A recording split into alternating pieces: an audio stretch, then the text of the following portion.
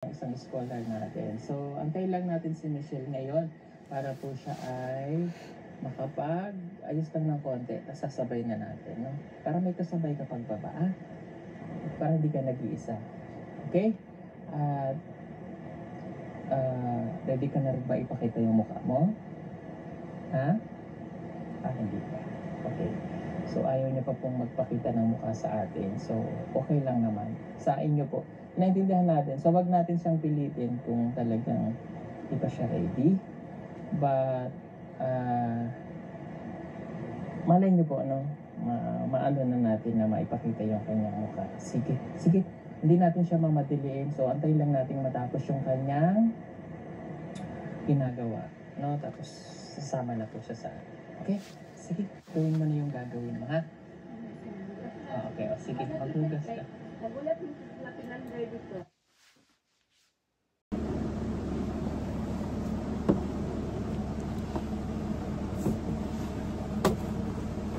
Hello, we're back. So, at last, I feel okay now para mag-react sa videos ni Sir Paul at sa mga iba pa na dapat ipag-react. Actually, nagdadalawang isip ako. Meron kasi akong gustong i-react. Kaya lang nagdadalawang isip ako. You know, kasi once you click, it's already there. So, I kind of like deciding. But anyway, so today I have decided to do a reaction video on Sir Paul with this young lady na ayaw magpakita ng mukha. So, alam ko na nauna yung pinanood, alam kong alam nyo yung kwento.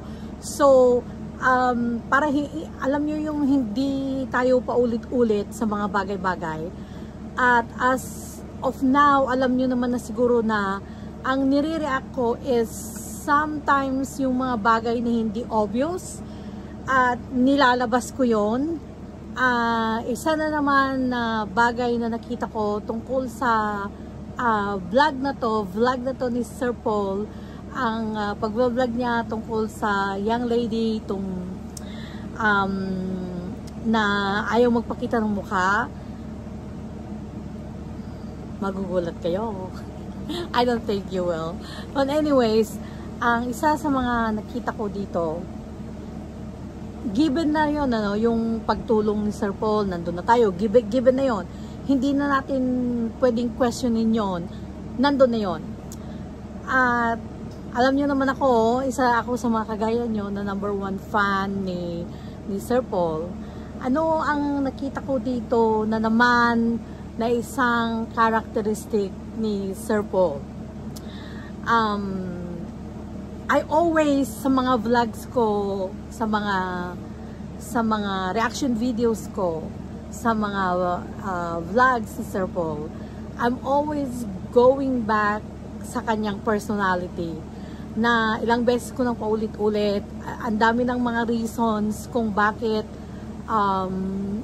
siya yung sinusuportahan ko at kung bakit talagang I'm there for him talaga. As much as I can. Anyways. Ito na naman ang nakita ko kung bakit ko kasi ito napansin. Kasi alam nyo po sa itong mga nakarang like more than 1 month na may sakit ako. So, ayaw ko talaga kung pwedeng manood ng mga vlogs ni Sir Paul kasi yung bang, I think nasabi ko na to, yung bang na masyado akong naaawa sa mga nakikita ko, sa mga tinutulungan ni Sir Paul na yung bang wala akong pwedeng gawin.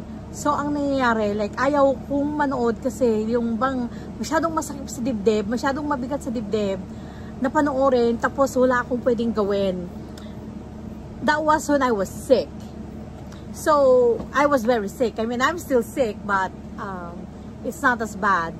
So, ang nangyayari kasi, kapag ako kasi yung tao na kapag may nakikita ako at kung may kakayahan ako, kinakailangan kong gumawa, kinakailangan kong tumulong kahit konting-konti.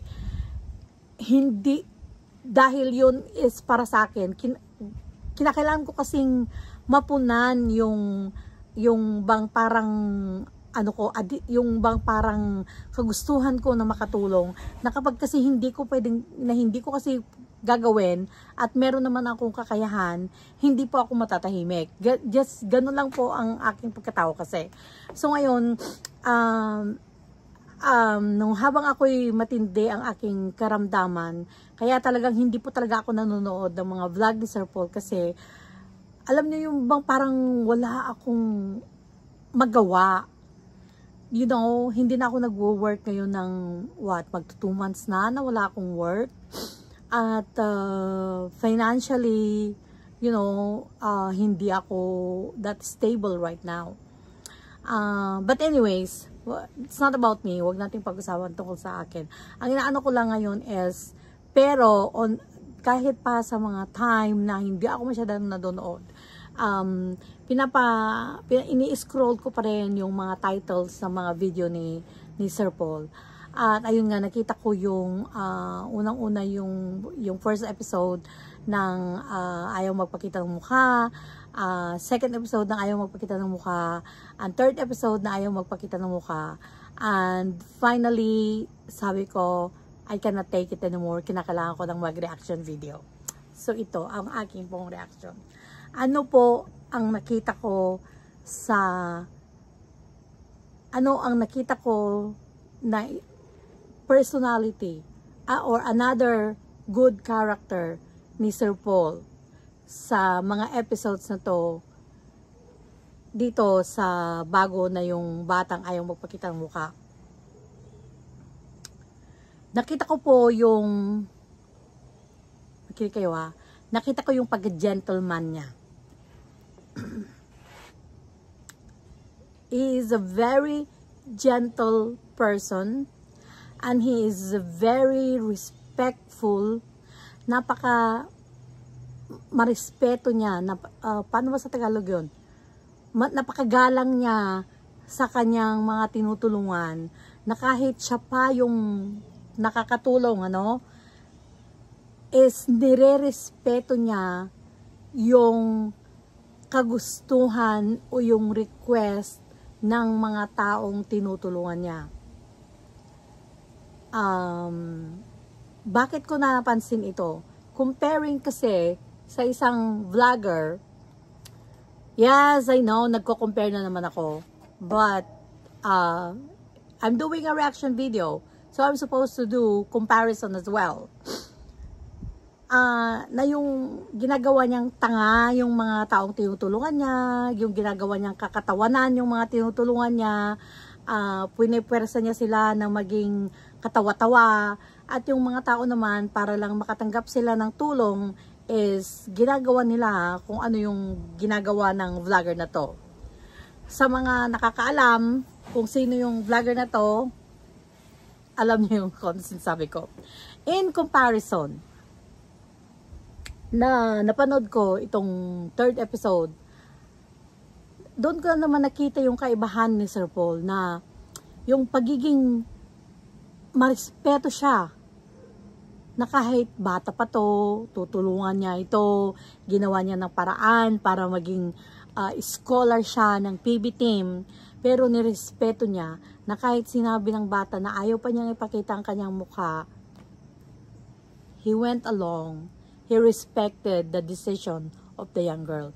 Nirespeto niya kung ano yung desisyon ng bata na ayaw pa niyang ipakita yung mukha niya. See that first part of that third episode.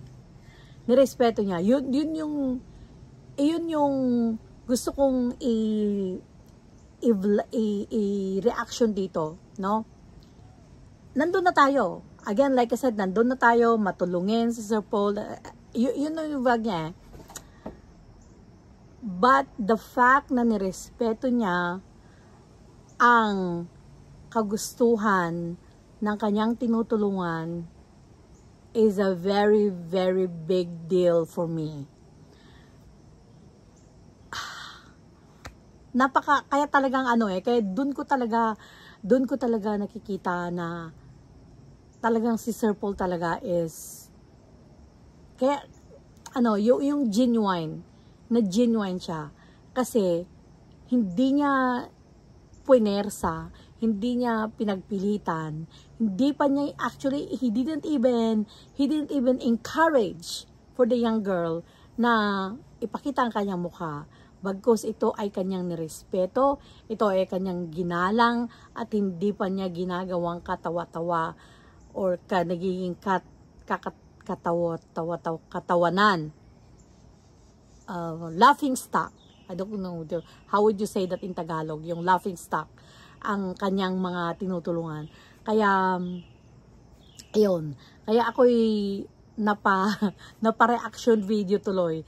You know, dahil sa sabi ko like, wow, grabe talaga si Sir Paul. Sabi ko, ayun, that's one thing na dapat nating pag-aralan. Na tayong mga nakakatulong,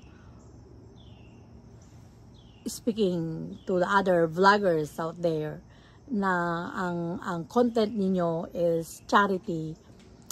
Kayahin natin si Sir Paul. Let's make him as an example na wag nating gawing katatawanan ang ating mga taong tinutulungan. Wag natin silang inuuto. Wag natin silang ginagawang mga tanga. Wag natin silang ginagawang mga stupido.